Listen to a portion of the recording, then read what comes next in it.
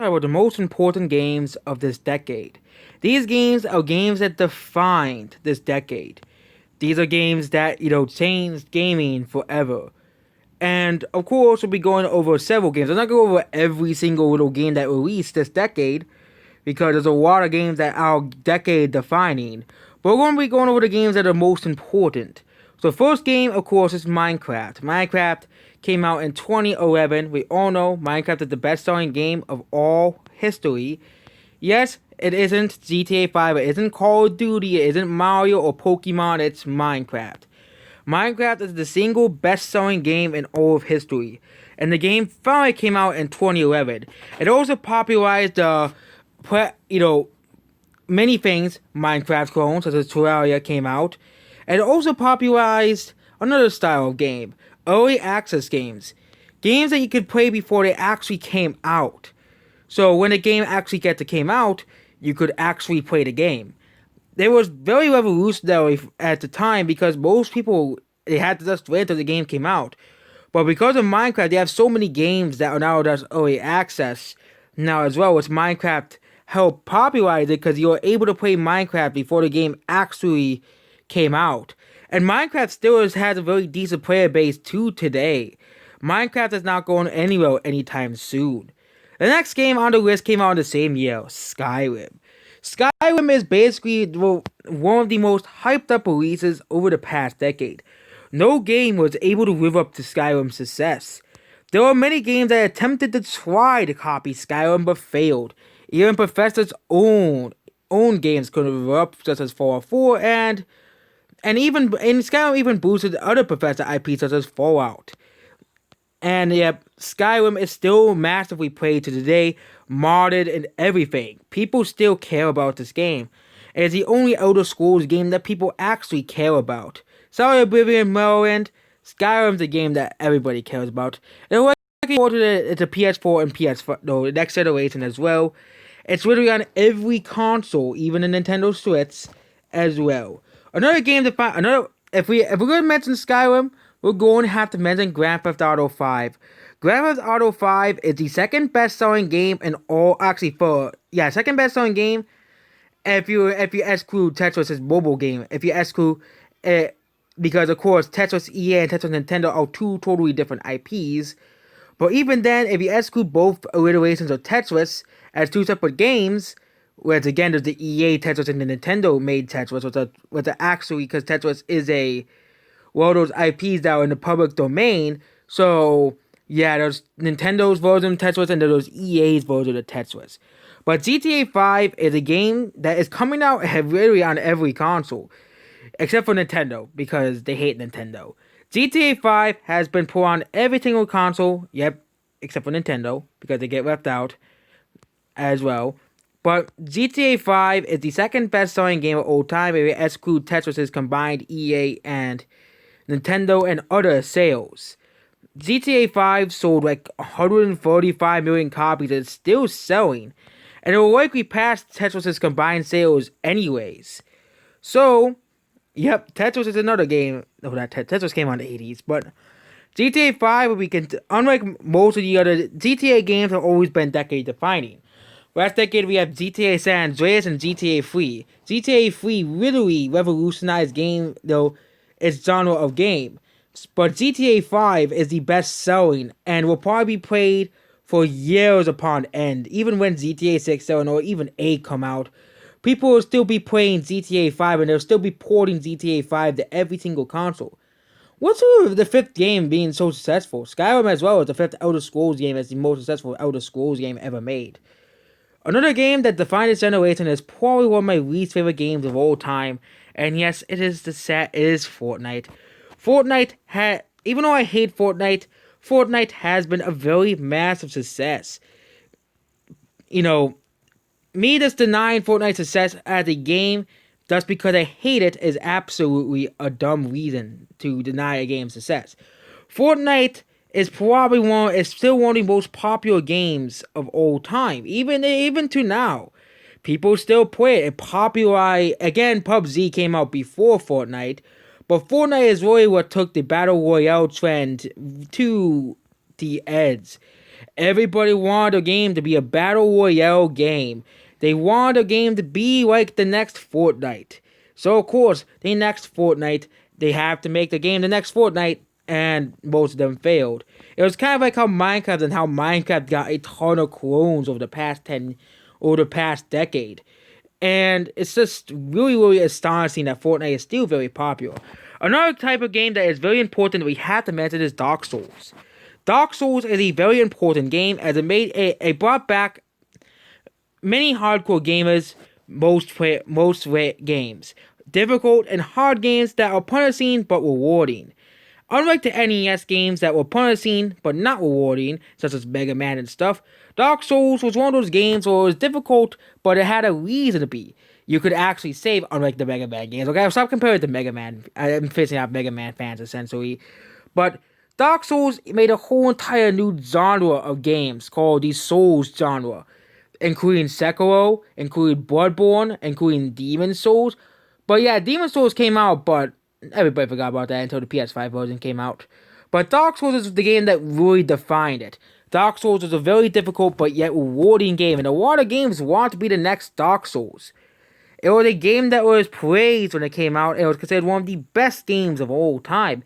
It still is considered one of the best games of last generation, actually 2 generations ago, the PS3 and Xbox 360 generation, and it also got 2 sequels. It also got Bloodborne and Sekiro Shadows Die Twice. And there's even games that were trying to copy the Souls genre, such as, I actually forgot the name for a second.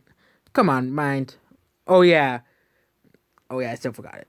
Oh yeah, that one PS4 game about the samurai. That game as well. There's a lot of games that want to be like the next Dark Souls, and it's understandable why. It also came out in 2011. A lot of influential games came out in 2011. The next game that, of course, we gotta talk about is The Legend of Zelda Breath of the Wild. Of course, the number one game here. And we're not gonna talk about The Witcher 3 because The Witcher 3 is inspired by Skyrim, and Skyrim came out first, so Skyrim was more influential. But we'll mention The Witcher 3 and Breath of the Wild here. Both of these games were inspired heavily off of Skyrim, whether if you say they are or not. Skyrim was a massive influencer, but I think Zelda Breath of the Wild is the more important one, because Breath of the Wild basically traded just being a traditional Zelda game for us doing something new. And guess what? It's the best-selling Zelda game in all of history. And Nintendo's even abandoning the traditional Zelda route for now and focusing entirely on the Breath of the Wild timeline and universe, making a sequel to it, making a prequel to it. Yep, Nintendo's, and even changing Link in Smash Bros. To Breath of the Wild Link instead of Twilight Princess for 2 times in a row, and completely ignoring Skyward Sword and completely ignoring it existed. Yep, check about that. And yep, Breath of the Wild is a game that will probably define this decade of games. It'll, like Skyrim, it will probably be another game, and there's already Breath of the Wild clones coming out, such as Genshin Impact, which came out this year, which is a very similar game to Breath of the Wild. The next important game is The Last of Us. I have not really played The Last of Us, because I don't have a Sony console. But The Last of Us is a game that really defined story in games. Of course, Skyrim already did that, but Skyrim was like Lord of the Rings, okay? It's like Lord of the Rings. Last of Us, it defined games about the stories and how characters can be relatable and good. And really, there's a lot of narrative-based games that were based off The Last of Us. A lot of zombie games are now really just trying to take from The Last of Us as well in that franchise. Another game that defined this generation is Borderlands 2. Borderlands 2 was a game that released, it's actually not even on here for some reason, but Borderlands 2 came out in this decade alone. And Borderlands 2 introduced a very unique type of game. Borderlands was like nothing else released. That was the first game that came out, but it wasn't really that popular. But when the second game came out, the second game had wacky, it was kind of like your Saturday morning cartoon, but it was a adult cartoon. It was for older people. And also it was a new type of game, a looter shooter that wasn't really that popular. Looter shooters really started to become popular after Borderlands 2 released. After Borderlands 2 released, looter shooters started appearing everywhere on the market. From Destiny to Division to even now some of the newer games coming out as well are practically are not even shooters like the Avengers. So Borderlands is another game that really changed as well.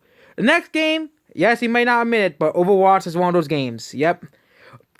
We're gonna go back. This is what the video is going to be originally about. But then, what about other decade-defining games? But Overwatch is a decade-defining game. As much as some people say it's dead, well, if it wasn't for Overwatch, you wouldn't have a game like Valorant. You wouldn't have games that released like Warframe. I think Warframe came out before Overwatch. You wouldn't have Paladins, which is a game that is trying to be like Overwatch, and also you wouldn't see, and also the rival of TF2 would have never happened. TF2 was actually just a stagnant game before Overwatch came out. Yes, it had its fan base, but it was kind of stagnant. But then Overwatch came out, and especially during the virus, TF2's player and the game being free, TF2's player base has actually slowly went down and went, but then thus recently, TF2 had an all-time player peak of 146,000 players. I bet if Overwatch never released, I think people would probably not really realize that TF2 existed. Another game, TF2 came out the last decade, so we can't really talk about that game anyways, because it came out in the 2000s, and it'll be in the decade-defining games of the 2000s if I ever make that video. And another decade-defining game is a game that I hate even more than Fortnite, Undertale. Yes, I hate this game. Undertale is a very annoying fan base and has very annoying characters. But Undertale did something for indie games that Minecraft didn't even do. Undertale and FNAF, both of those games that were included in this video, really defined games that popped out of nowhere. That a game doesn't have to have hype built around it to really be successful. A game can truly be, they're what I call YouTube games. Games like Among Us and Fall Guys wouldn't exist if it wasn't for YouTube internet viral games like Undertale and FNAF. These two games really defined those types of games. Games that would become really popular just because of YouTube. And of course, also start a long trend of horrible fan bases being created. Another decade-defining game is Super Smash Bros. Ultimate. Yes, it's very much like the other four Smash Bros. Games, but the fact that this game is just an achievement of itself. Smash Bros. Ultimate is the largest roster in gaming history, largest crossover in gaming history. Smash Bros. Ultimate has 80 characters.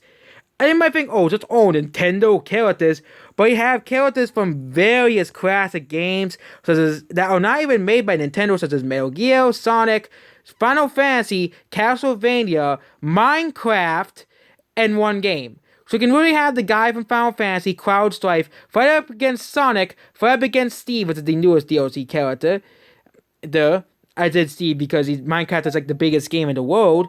With playing on, and it also can make your own stage. It can play on a Tetris stage that you made.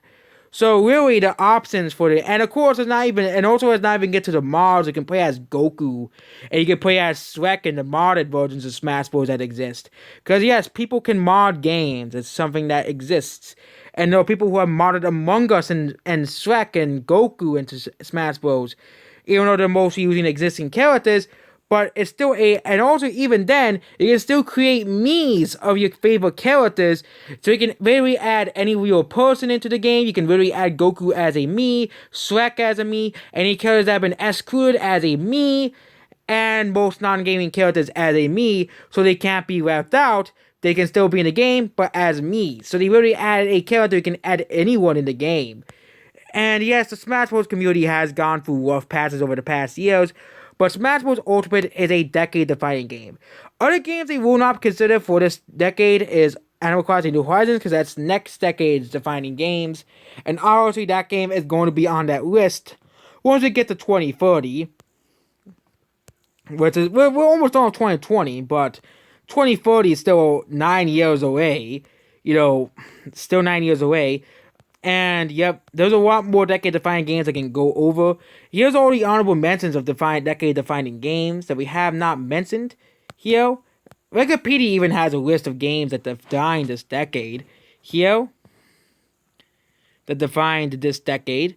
Amnesia, Binding of Isaac, Bloodstained, Boom Beats, Clash of Clans, Crossy Road, Candy Crush Saga, Cut the Rope, Dance Central, Danganronpa, Dead Island, Destiny, Dishonored, Disney Infinity, Dragon's Dogma, Dying Light, Fruit Ninja, Forza Horizon, Hellblade, Homefront, Horizon, Hyper Adventure Neptunia, Knack, The Battle Cats, Life is Strange, Metro, Middle Earth Shadow of Mordor, Nino Kuni, Neo, Nintendo Labo, Octodad, Outlast, Payday, Pillars of Eternity, Plants vs. Zombies Gone Warfare, Project Cars, Puppeteer, Raids, Skylanders, Slender, Sniper Ghost Warriors, Platoon, State of Decay, Super Meat Boy, Unravel, Temple Run, Setbox Sorry Pack, Evil Within, Titanfall, Tearaway, The Division, Wells by Water, The Walking Dead, Dark Pictures Anthology, Watch Dogs, Xenoblade, and Yokai Watch are all notable franchises that have been created in this decade alone.